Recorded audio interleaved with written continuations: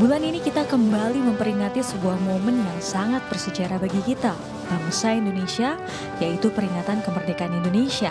Namun, saat ini kita berada dalam situasi yang sangatlah sulit.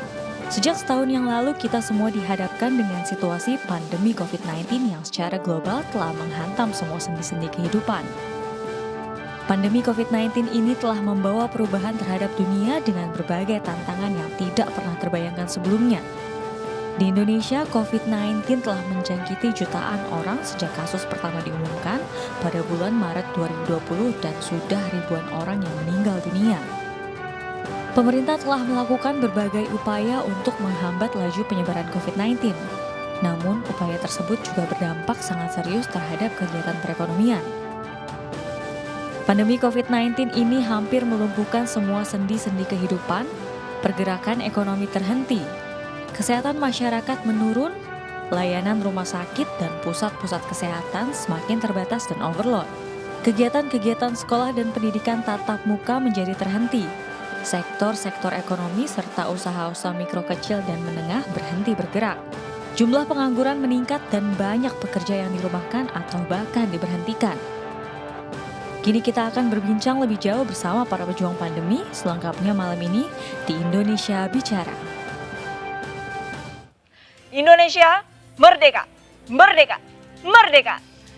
Pemirsa, sebagai apapun kita, rasanya hati dan jiwa kita pasti tergugah dan terpanggil untuk mengenang peristiwa bersejarah itu, yaitu peringatan proklamasi kemerdekaan Indonesia. Tidak terkecuali pada tahun ini pemirsa, di mana kita masih diliputi perasaan was-was dan selalu menjaga diri dengan melaksanakan protokol kesehatan karena pandemi COVID-19. Kemerdekaan pun identik dengan perjuangan. Bersama saya, Arlista Hadi, kita akan berbincang lebih jauh bersama para pejuang pandemi. Pemirsa, saat ini sudah bergabung bersama saya Bapak Suwardi, salah satu kepala sekolah di Pacitan. Selamat malam, Pak Suwardi. Selamat malam Mbak Arsila. Halo, selamat malam Pak Suwardi. Ya, selamat malam. Selamat Ya, malam Mbak. audionya belum terdengar Pak. Ya, selamat malam Mbak. Gimana? Oke. Udah jelas? Sudah. Apa kabar Pak, sehat Pak?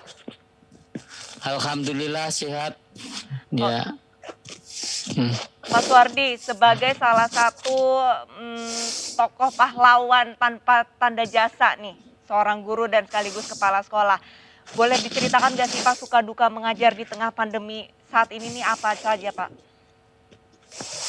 Ya, yang banyak jelas dukanya Mbak selama pandemi ini, karena yang diharapkan dari para guru namanya mengajar itu harus ada siswanya, harus ada itu sebagai sarana yang paling utama. Tujuannya adalah untuk mendidik para generasi muda ini untuk lebih maju, lebih pinter, ya juga punya moralitas dan etika. Itu semua bisa dilakukan hanya dengan melalui tatap muka dan perilaku-perilaku para pendidik.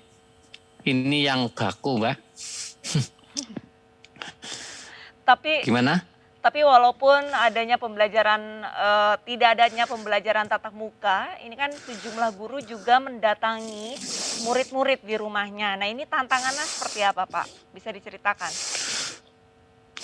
Tantangan yang ada di lokasi kami, karena kami itu berada di daerah pegunungan, ya banyak sekali ya jalan-jalan yang harus dilalui, sering kecuali waktu hujan dia harus jalan kaki karena kendaraan tidak bisa masuk. Belum yang rumahnya jauh, jalan setapak pun tetap dilalui untuk sampai ke rumah anak. Ini yang menjadi ya tantangan tersendiri, dan itu harus tetap kita lakukan demi masa depan anak didik kita.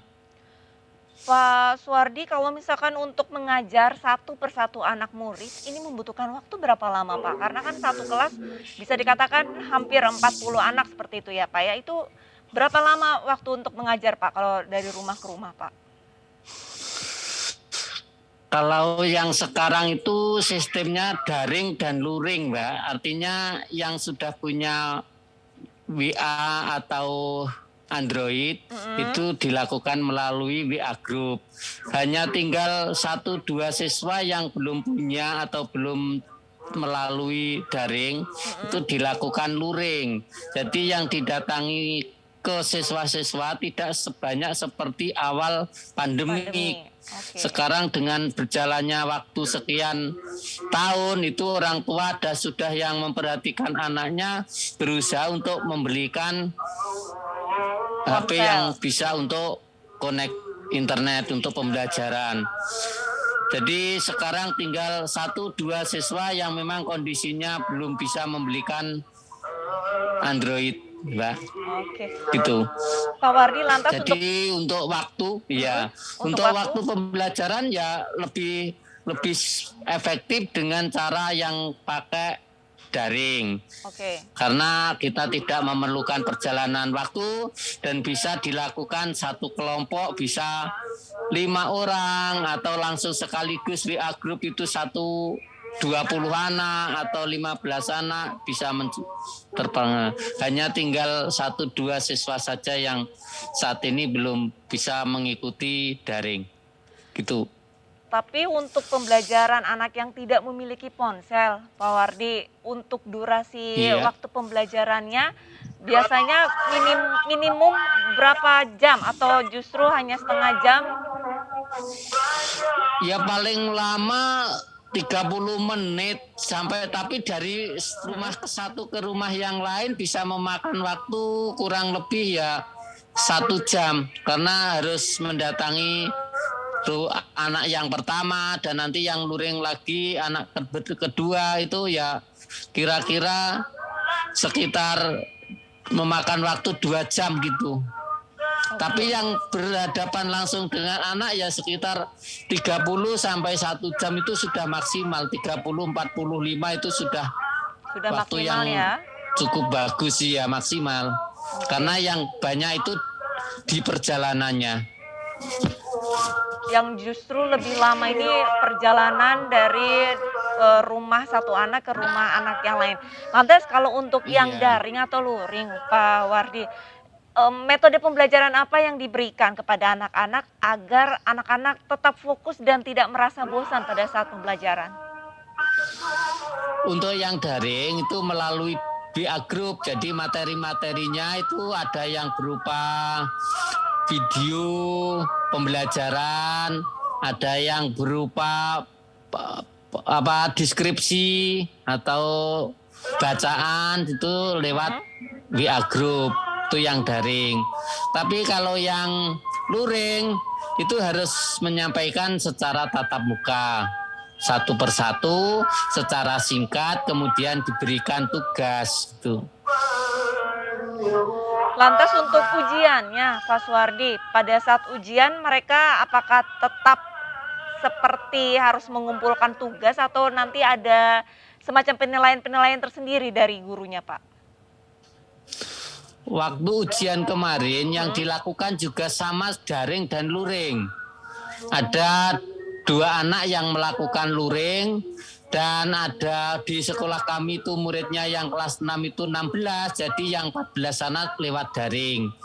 Dengan demikian pengumpulan jawaban juga melalui daring lewat WA Group, yang luring tetap mengerjakan di rumah dengan mengumpulkan jawaban secara tertulis. Lantas Pak Suwardi, untuk pembelajaran anak ini kan sebelumnya sudah ada silabus.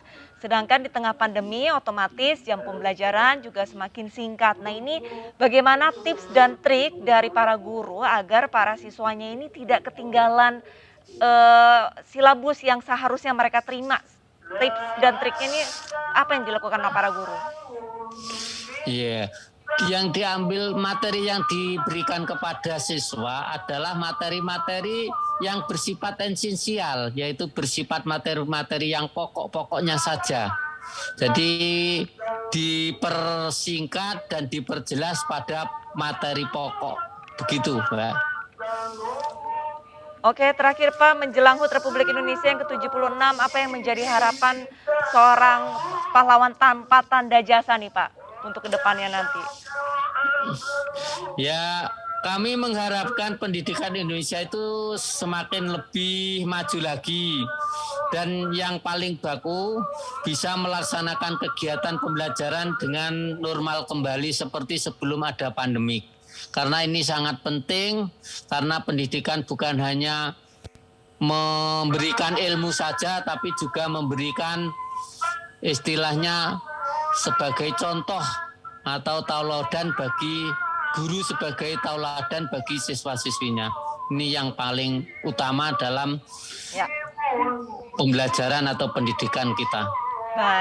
Baik, terima kasih banyak atas waktunya berbincang bersama kami Pak Suwardi. Semoga pandemi ini segera usai sehingga anak murid bisa segera ke sekolah untuk menimba ilmu langsung bersama para gurunya. Terima kasih, selamat malam Pak Suwardi. Selamat malam, terima kasih Mbak. Pemirsa, perbincangan masih akan kami lanjutkan di segmen kedua di Indonesia Bicara. Tetaplah bersama kami.